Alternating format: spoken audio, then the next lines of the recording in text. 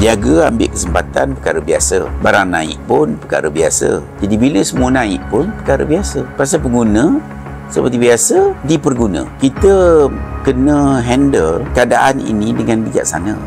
Pasal contohnya di hotel. Hotel bukan pasal barang banyak. Berduduk je dia dah charge 200 setengah hotel. Jadi adakah ini satu amalan yang baik? Yang kempen kita duk buat sekarang ni adalah kempen berkaitan dengan pembaziran.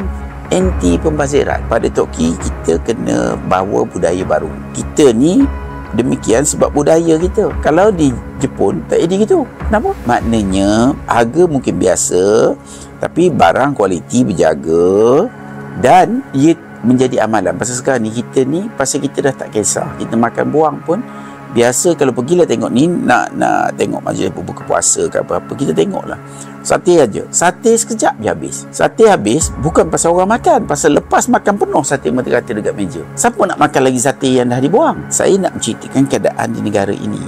Jadi kita kena buat sesuatu. Kita pun kita tak boleh nak mengharapkan kerajaan saja atau undang-undang. Maknanya tiba masanya rakyat bangkit. Rakyat kena ambil kesempatan untuk buat sesuatu secara berkesan. Bebas Along, bebas riba. Ayo kembalikan ketenangan hidup anda. Lebih 15,000 kes berjaya dikendalikan. Untuk bantuan, layari bebasalong.com atau hubungi 019 359 1000.